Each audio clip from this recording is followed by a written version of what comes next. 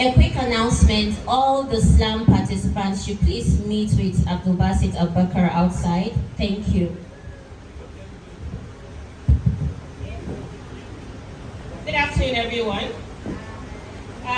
It's such a pleasure to be moderating this particular panel. I feel greatly underqualified, but I'm sure that we're going to have a brilliant conversation because of the array of brilliant people that are here, and they would indulge my questions and my line of thoughts. So to our audience, thank you and welcome to Kano, Podemekazo Amfika. Okay, so I'm just going to go straight into the conversation. Our topic is reimagining peace and putting women at the center of that. So I would start with Hauwa, and I'm starting with Hauwa because we were together at ABU. She was my senior, and I've heard Hauwa say things like she's an accidental lawyer, and I'm very curious. You've described yourself as an accidental lawyer, but a deliberate storyteller. How has that duality helped you in framing women's experiences of conflict, both emotionally and structurally? So thank you for your question. I'll have to think a bit before I answer this. So when it comes to my identity, I think that we're not left unaffected by things that we come across, things that we study.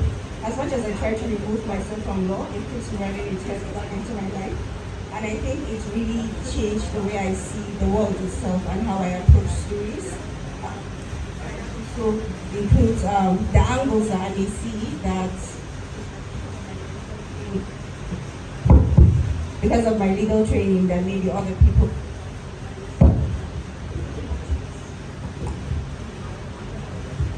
there's certain angles that you may see as a result of it and everything. And I think another thing that usually comes up is even at the center of when I was a lawyer, when I was a law student, I think writing women's stories has always been at the center, whether it's true fiction, poetry, or the rest. So I'll say that law came later, but in documented stories has always been there. So in a way, what law did, it is kind of broadened the perspective for me. Thank you very much. The next question, I think we're going to have follow-up afterwards, but my next question is to you, Ummusalma, and I think I'm just very curious as to how, when we talk about conflicts, when we talk about violence, the image that mostly comes to our minds is that of men, right? When we talk about peace, when we talk about harmony, then the image automatically becomes female. But we know that people don't live in that binary, right? That women can also be conflict makers and also men can also be peacemakers. So I just wanted to understand what your gender perspective is in the conversations around peace and conflict. Well, I think when it comes to conflict, it doesn't have to, it can be a war, it can be an incident, whatever. Women suffer the most than men. And the fact that people are thinking that women are supposed to make peace out of the conflict that has happened, because they suffer the more, they find it difficult to put the peace because of the environments that we are in. We are not mostly looked upon because we think, oh, it's the men that have been at the front of the war, so women are not that much suffering, they have been protected. So I was nearly kidnapped. I jumped out of the car and I sustained some wounds. From that night, I must find it very difficult to sleep. This is when I work, this is when I write, when it's night. And whenever I want to talk about what happened, men will be like, no, it's kind of, it has passed, you've not been kidnapped actually. You've run away and things like that. But I still remember the gunshots, the machetes, and what have you, and then the way they aimed at me, but I ran away from it. And it has affected me not only in terms of my health, it affected my physical things. I don't function like people do. I remember when I write poetry, some of my friends and my seniors will come to me and said, "Are you okay?" They'll ask, "Are you okay?" I said, "Yeah, I'm fine." But I don't want to even talk about that because it has gotten into me too much that it has affected me.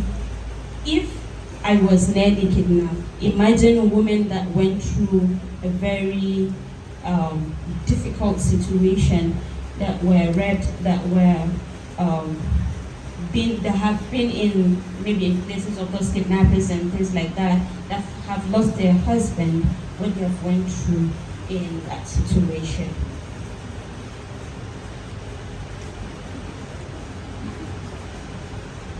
I think there is a saying that says, in the battlefield, war is over in the battlefield, but it continues with women lives. We always continue the war because we have to take care of the husbands, of the children, of yourself.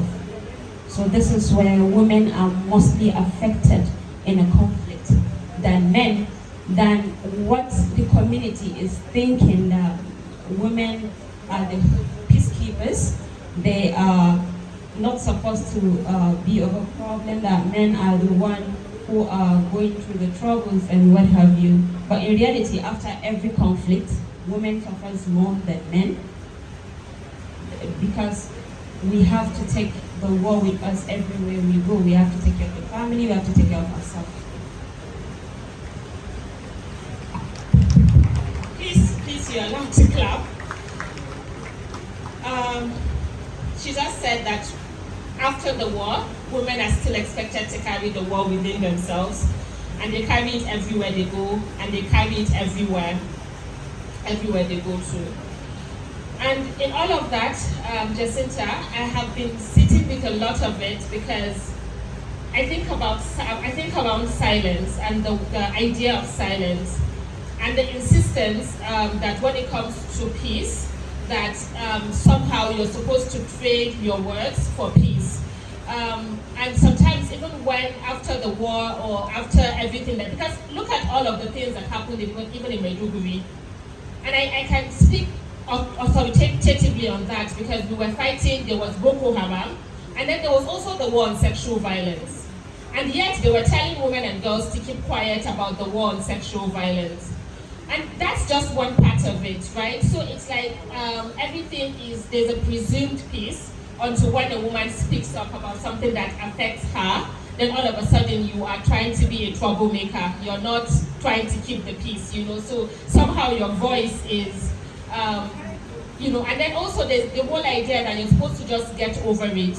Or if you don't get over it, it's because you're the weaker gender, But then I think they forget that if your husband is in the military or if your husband is an insurgent, when they come back to the tent or they come back to the house, you're the one that gets the brunt of the trauma that they refuse to agree that they are carrying.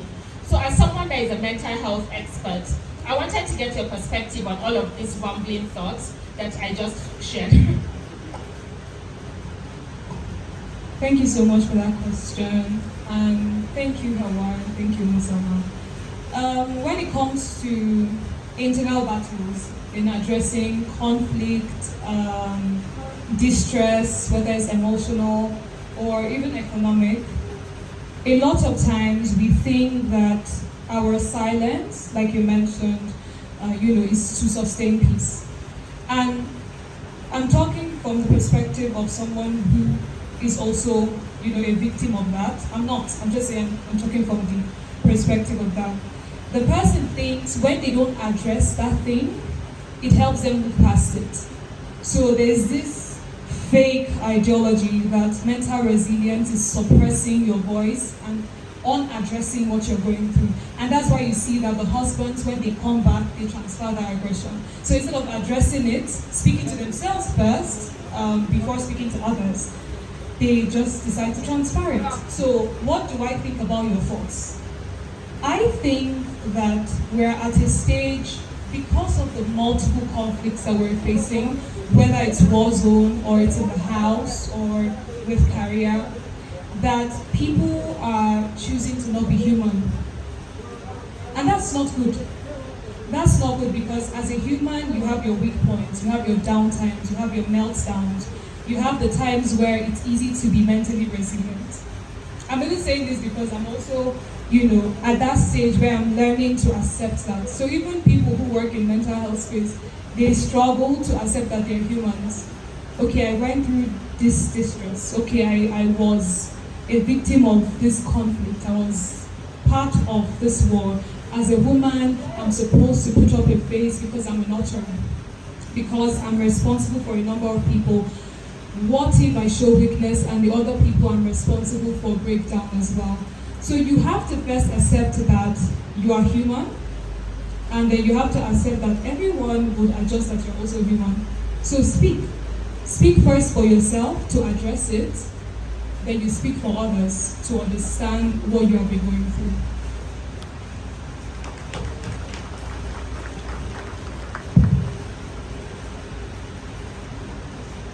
There's so many heavy gems, you would agree, you would see why I'm speechless.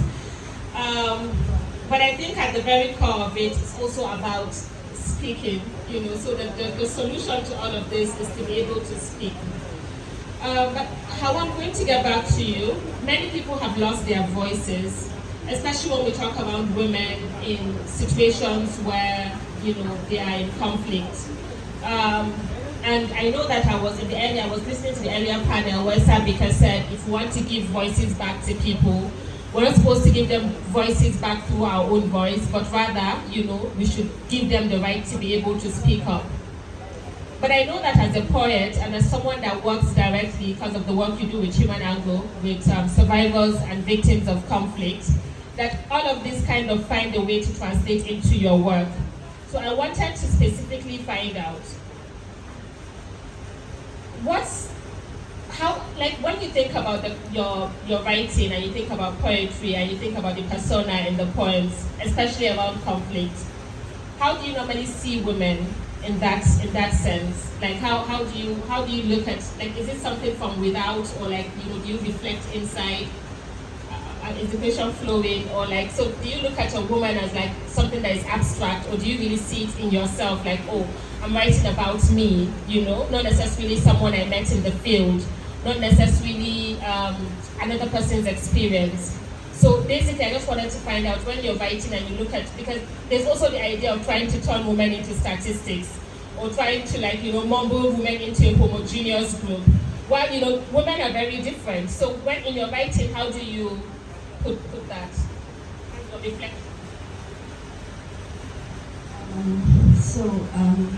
Let me just try to see if I get the question. So you're asking if when I'm writing, whether in poetry or in journalism, if I approach women as abstract, or I approach them as full beings with their own capacities, or as okay, do I personalize their stories, or am I able to separate myself from it? So first of all, I think one thing that I would say that will really capture a lot of it is that a lot of what happens to women in conflict is what happens in everyday life, right? When we're talking about the sexual violence, the physical violence, and all sorts of violence, the only difference is that it's less acceptable in conflict in a way. So, unlike when literally seeing what's happening in Senator Natasha, this is somebody who is holding one of the highest positions in the country, and we're literally witnessing a witch hunt. And then you go to conflict, and then people are like, oh, Boko Haram came and kidnapped and carted away and raped 5 women. People are more likely to show empathy because they're with the Boko Haram vibe. But if somebody comes in now and says, oh, this happened to me, the question is what are you wearing? Why were you there? Why did you seclude yourself with this person? Why did you trust them? So when we're talking about conflict, it's not alien to the experiences of women. But even in conflict, things like preachy culture affects everything. From the returned women who are being really abused or bullied by their communities. I remember one of the first stories that I wrote was about that was actually my first story. A girl in Zamfara who was kidnapped by terrorists, and she was held captive as a sex slave for like 3 weeks before they released her, and she was talking about constantly being raped. And this man said that sometimes they put like up to 4 men. And when she was released, unfortunately, she went back home and discovered she was pregnant. And then a new batch of stigma started.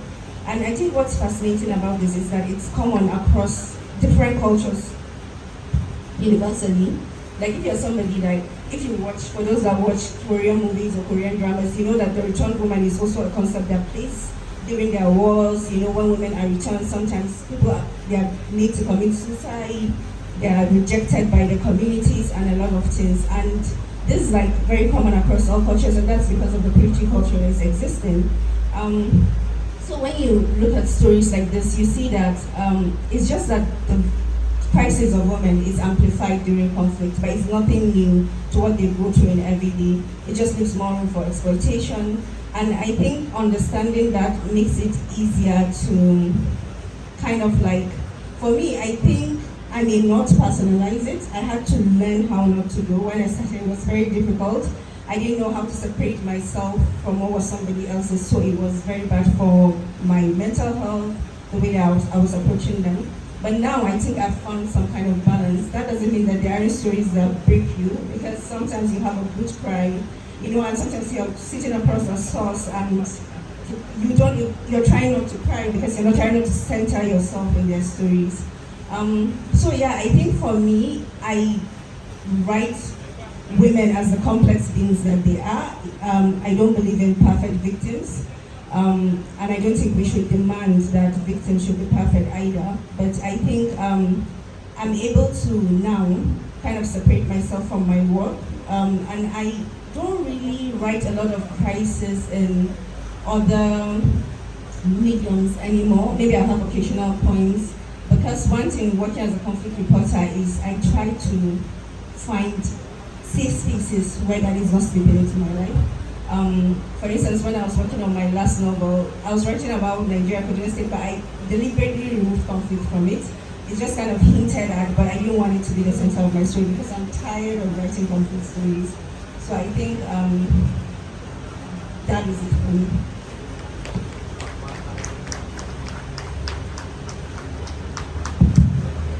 Honestly, very brilliant, Hauwa, very brilliantly put. And why I was very particular about asking this question was because I was recently featured in a Zikoko documentary, and I did a watch party with my friends. And after we watched the documentary, someone said, "Oh, you're the star of the show." And I'm like, when it comes to issues around sexual violence, that's the area in which I work. I don't necessarily feel like there's a star of the show. The star of the show are the survivors that come out to speak about these issues. But at the same time, I also recognize that as an individual, I'm not susceptible. Like tomorrow I can get up and someone can physically violate me. Because I'm a woman, you know, I can go out tomorrow and someone would be angry and want to rape me. If it can happen to Senator Natasha, it can happen to anybody, like you mentioned. So women in conflict, women in peace building, one profound thing that you've said is women are always in conflict, whether or not there is a formal war happening. I'm going to move to you, Ummusalma, and I want us to talk about times of presumed peace and order.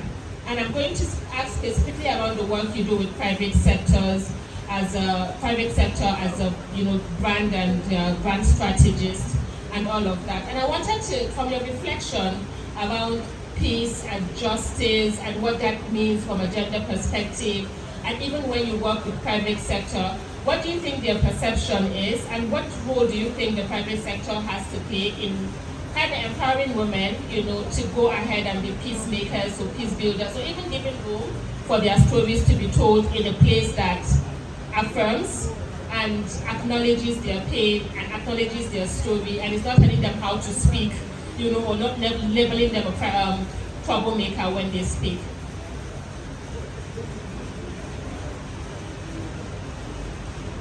Ideally, when a woman speaks, when you come out and explain you've been raped or you've been violated once, twice, thrice, because once you did it for yourself, the second time you're doing it for yourself, and the third, maybe you're doing it for the society and for the people that are not able to speak.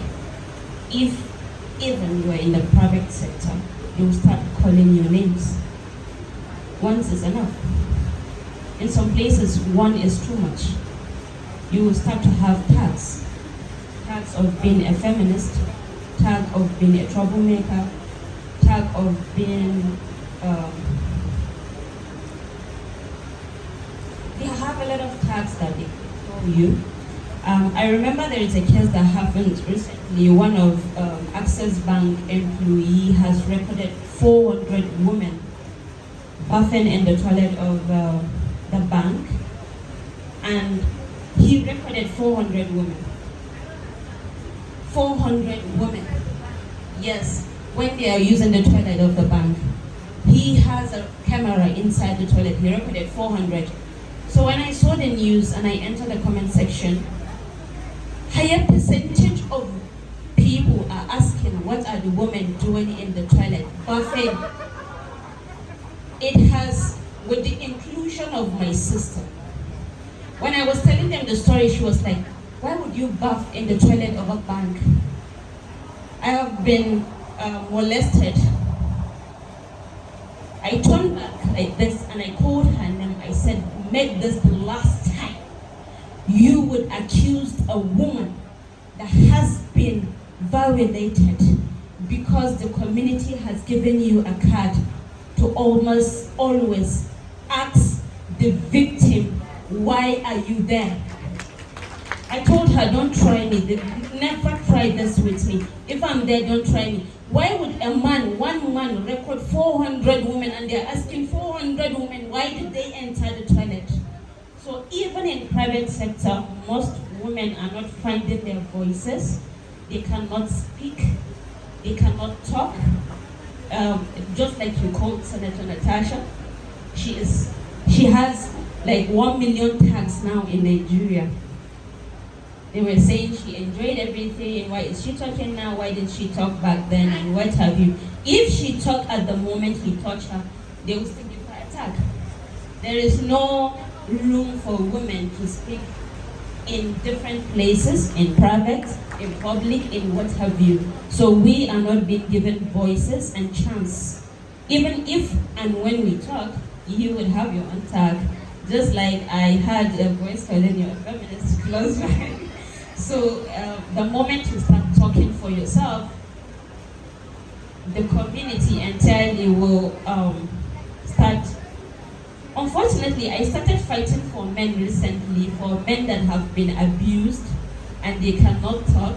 And when I try to find out men that went through that, they will start telling me that, why would a man be abused and let it be like that? This thing they are doing is also affecting them. I've seen a lot of men that have been raped, that have been molested, that have been pushed to do what they don't want to do, but then the same community that is pushing women to be difficult, to find it really hard to survive in the society, is also pushing men to keep quiet because he's a man, he's not supposed to speak and things like that. So in the private sector, in every way you work, we don't have voices and we have tags that we would be called from now, I think, until the day that maybe our children will continue fighting with us.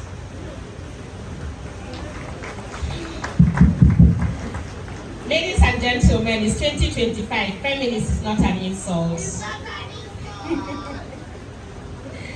Okay, Jecinta, I'm going to get to you. And because I love how your mind works, like I'm a fan, like you know, I really, really do love how your mind works. So I would want you to indulge me. I would want you to imagine peace from the standpoint of women's resilience and cost. What would it look like in practice? So when we think about like peace, you know, from a standpoint of a woman, so let us get into that beautiful mind of yours and you know. Thank you so much, Hassana.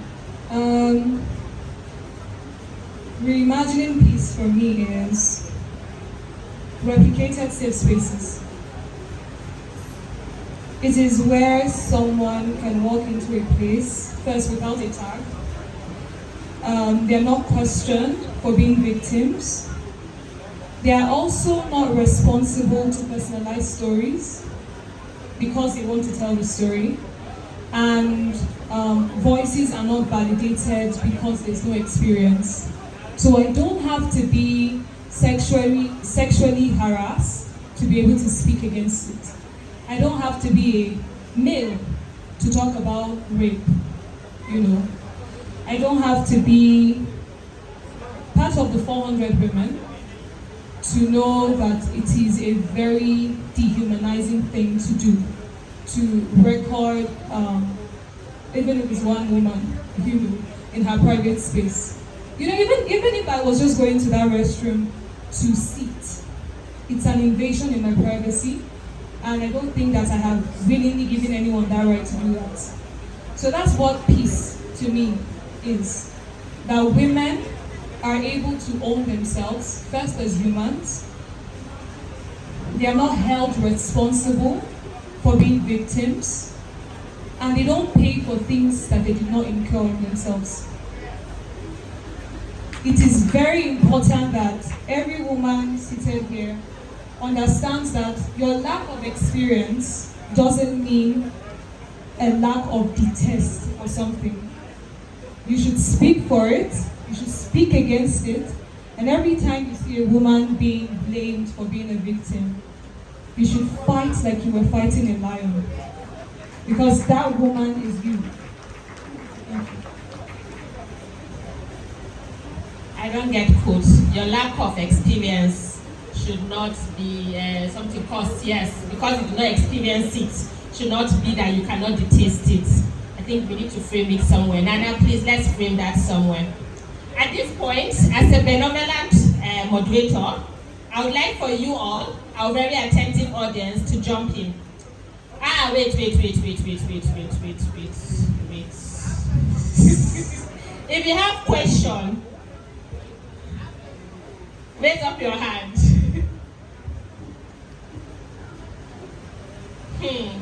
How many questions can I allow? Yes, Zara. Okay, so let's start. 1. Why are there so many men asking questions? 2, 3, 4, 5, 6, 7. Okay, 7. So we have 7 people. So yeah, give her the I love this power. Wow. Deep down and hands up. Woman power. Hi, lovely panel. The question I wanted to ask, I have a question and a comment. So I know that the moderator gave me a chance for a question, but I'm going to use my influential powers to say the comment. The comment is that I think at the basis of all this nonsense is that women are not seen as human beings at the basis of it all. We are not seen as human beings at all. So what is the big deal if you were raped? What were you doing there? Why were you smiling at him? What were you doing in a bathroom of a bank? There is no responsibility for someone born with a penis, and it's so sad. And they go around the world inflicting so much harm on the rest of us, and we're still blamed for it. So I want to emphasize on what Jecinta said. If it can happen to her, it can happen to you. I hope all the women in this hall are listening to me. If it can happen to her, it can happen to you. So if you see someone that's being abused, you have a fundamental responsibility to stand up for your sister. In my time, they used to call it covering each other with your wrapper. And I hope we're all going to leave this room with that in our heads. Now, the question is for Ummusalma. You talked about, yes, the framing and all that, but do you not see that it has to be some kind of, like, I don't want to say unionized, but it has to be like a collective societal effort to have these hard conversations about why women in conflict are only framed as, you know, victims, and they are also blamed for being victims, like the example about the women, the returned women, then kidnap me. person rape me, I can't get pikin, and I return me back to my house, everybody can't dey run from me. You know, so it's like, don't you think there has to be a sort of collective societal conversation around how to deal with how to take care, you know, of the victims of conflict? Thank you. Okay, so the number 2. You people know yourself. Honesty is important. Number 2, are you number 2?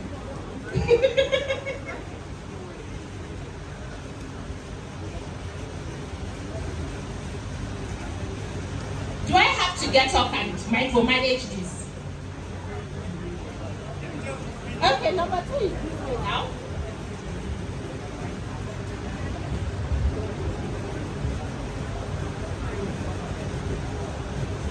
Assalamu alaikum. I'm Ali Muhammad, and I really want to emphasize on what Ummusalma just narrated about women being recorded bathing in the bank toilet. Actually, I work in the bank, and it's really happening. We are recording this too. We had to uninstall our cameras there, and later added bathing soap and sponge for them to continue enjoying their bathing. Actually, we don't know what is the reason behind them going there. So we had to uninstall that CCTV camera and add sponge and bathing soap. So my question goes to Hauwa directly. Hauwa, as a complete reporter, how are you managing emotional suffering of your characters? Like when you interview them, how do you feel it? Then, like, are you seeing yourself in their shoe? If yes, after that, will you always provide a solution to their problem based on your projection of their problems, or you counsel them based on their short story? Thank you. Okay, number 3, is you back? I see you. Give it to the one with the white cap. Is you? Okay.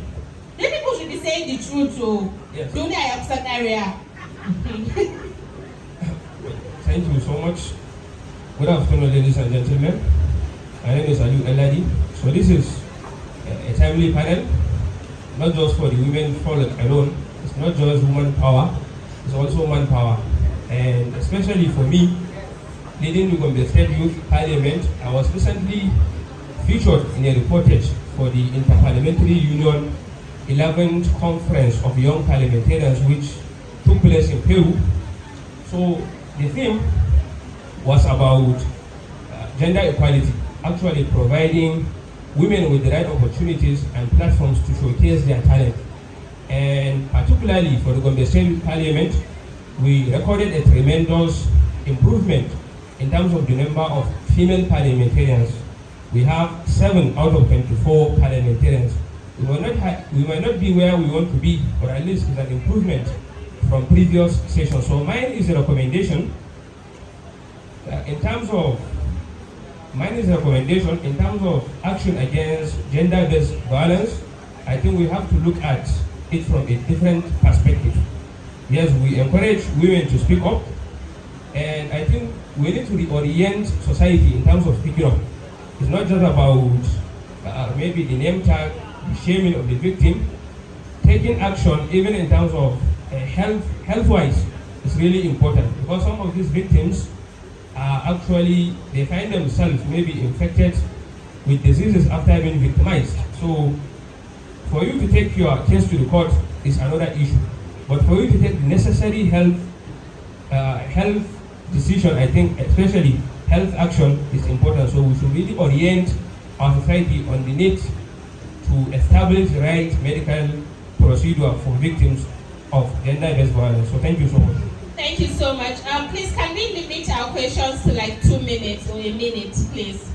There's someone at the back, then we'll come to this side. I'll give you the mic, don't worry. The fact that you're in front. Hello everybody, my name is Jamila Umar. So the question of the bank bathroom has been coming up a lot. So I think as a working woman, I can start. Your work is your second home. There are days where I spend more daylight hours at work than I do at my house. So does that mean if I wake up and I'm in a hurry, I cannot use that once I go to work to freshen up. Days when you are in, and when you are on call, maybe you cannot use the bathroom to feel at least like a decent human being. That's one. Number two, on the issue of women being each other's wrapper, I believe in our society is used to hide each other's faults or to hide faults rather than to support women. If a woman comes out today and speaks of a violence that was done against her, more women will tell her to keep quiet than men do. So we need to change that narrative. And so my question to the panelists is, do you have any tips or any words of advice for other women? Because when something like this happens, you are being told by your mothers, your grandmothers, your older sisters that if you talk, you become a cautionary tale in the community. You cannot go ahead and do everything in life, achieve everything in life. So how do we change that narrative? Thank you. And for those that don't understand, being on call means being on your period, menstruation. Okay, so let's go this way. Let's start with the gentleman here.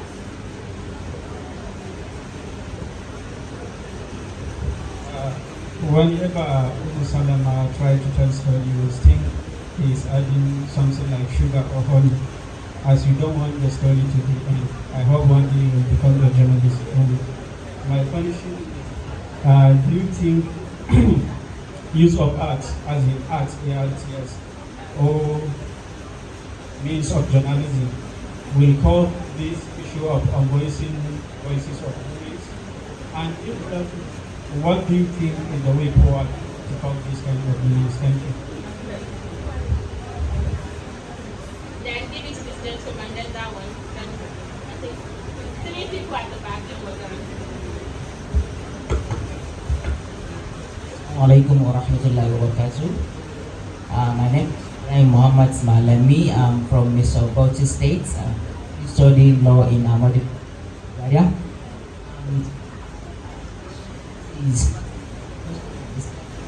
Is a the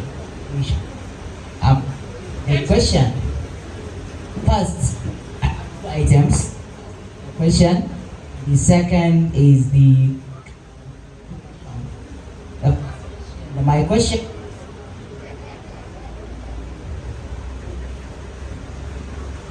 Okay. One of the panelists made mention that in the end of every conflict, women suffered the most. Am I right? So, what do you have to say since the beginning of the era, since the Battle of Badr, the Battle of Uhud, coming to Nigeria, 1966, military intervention, the counter-coup, Boko Haram, and what have you. So, in all of these circumstantial events, men are killed. Men were killed. What I want to clarify is the pain has to be valid because we are all family. And the secondly, my question. Yes, my question is secondly, my question is for me, in my dictionary I have no word called gender roles. Humanity matters. We are all humans. Therefore, if your question is in affirmative, it's still in affirmative. If your statement is still in affirmative, I need clarification about elaboration. Thank you. Thank you so much. Please let's limit it to one minute. Okay, powers from above said no. You can meet the panelists in camera. But yes, let's. I want us to wrap up the panel, so I'm going to let you all just answer the questions quickly, and then we can just. So when Antipati asks if and what can we do to change the narrative about women going through all of that, unfortunately, our culture has breeded and has trained our women to also fight their gender. So when something like this, or a woman has been violated or what have you, women of her the same gender will start asking her, why did you do this? Why did you do that? Why did you do this? So it has to be that we have to change the way we approach things, being violated, being molested, or being abused. Not only by correcting the abusers and what have you, it has started by training also the women to be backing women each other. There is a post that Dr. Mariam T. Hamza did. She said, the world is unkind to women. I think that has been one of the toughest posts for that week. Men has been going back to that. They were saying the world has not been kind to anybody and what have you. When we said the world is unkind to women, if and when maybe Hauwa reported to me something like this happened to her, I will start to use my traditional setup to think, Hauwa, why did you go out at night? Why didn't I ask the one that abused her, why did you see a normal human being walking around and you choose to abuse her? So we have to start changing the way we approach how we find victims happening around. And to the other lady that had asked, if is there any tips that we can use? Hence the reason why you need to tell stories. If you meet me like 2 to 3 years back, I cannot sit here and tell you that I've been molested. But now I can, because I realize there is power in telling that I have been. You can talk. It's fine. You would be judged. The world will not stop, but at least if you give a voice to one person, you have given voice to the whole of women's society, and every woman can feel like if she can talk, I can also talk. And to the other guy that asked if why did I choose to say that women suffered a lot after war. Men are killed during war. I think as a poet, death is mercy. When you die during a war, it's over for you. Let's take an example, if you're my husband and you went to a war and you came back, are you going to take care of yourself? I'm going to take care of you. I'm going to take care of your trauma. I'm going to take care of everything about you. And the suffering, the more you're suffering, if I love you, I'm suffering with you. The more, whatever it is you're going through, I'm going through with it. If it has affected our children, we have 5. I am responsible for taking care of the mental health of the 5 children, including myself. So women suffer more after war. If they killed you in the war as my husband and you left me with 5 children, who is suffering? The death of you or the me of the living? You are dead. You have massively been taken away. So I am the one suffering. I suffered more after war because I have to take care of the mental health, I have to take care of everything that has happened. I think that's the question that I've been asked. I'll pass it. If I remember the question clearly, I think he asked about how I deal with the emotional state of my distance, and I think something about empathy. Okay, when it comes to like dealing with the emotional state of my sources, I'm not a therapist. I'm not there to manage their emotions, but I can help. I have like ways that I can empathize, that I can hold space. One of it is, for instance, not making it about you. There's nothing wrong. Sometimes stories are so heartbreaking, you feel the tears, but you have to, like, as a journalist, you have to really try to hold it together till you leave that place, and try not to be in a position where the source is now comforting you. Another thing is, some stories are hard. Sometimes sources can get defensive. Sometimes they can get emotional. Like, you're not supposed to be pushing a source to speak. Allow room for silence. Even if you have something else to do by 5 o'clock, please let the person talk, let them, and then there'll be a lot of extra talk. People hold in a lot. So sometimes sources will just be ranting to you. It's irrelevant to your story, but it doesn't matter. Hold space, try not to make it about you, center the source, and empathy, like, is really important for humans. So, like, you shouldn't, I think it's something that is a skill that every human should try to develop constantly. So when it comes to empathy, I think you just have to see their fullness, see their humanity, and also learn to hold space for it, whether it's convenient or not, because it usually isn't convenient. I wanted to add something to the tips. I just want to say that this saying that sometimes women are the ones that attack the most when we speak, I'm sorry, I think that's just patriarchal conditioning. A lot of times when you see social experiments, videos on women that are being attacked or having a health crisis, it's usually always women that rally. So yes, there's an issue with, foot shoulders of the patriarchy, women that protect patriarchal conditioning. But I think it's very helpful to keep saying that women are the distinct, because one, we're removing the perpetrators, we're again removing focus from the system and the perpetrators and putting it on people who are also victims of the system, because even the patriarchal conditioning is a form of victimhood. Thank you. Thank you so much, Hauwa. Just to add to the tip as well, I would like to ask you a question I hope you take to the communities you've heard this happen.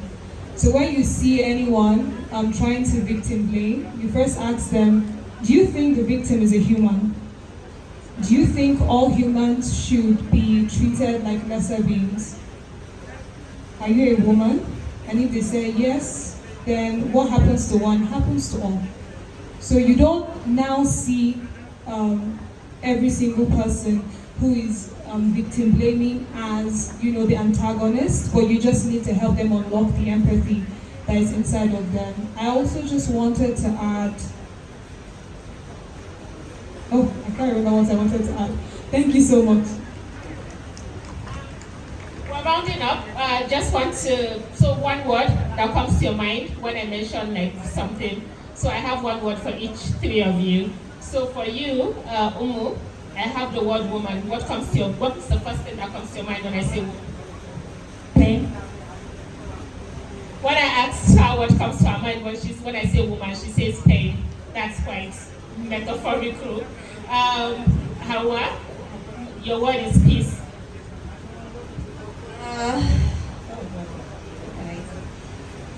Funny enough, I thought of violence, because I think they work hand in hand. I feel like violence is essential to peace sometimes. Okay, so Jecinta, for you, poetry. Voice. Thank you so much. And with that, we've come to the end of the panel. Thank you.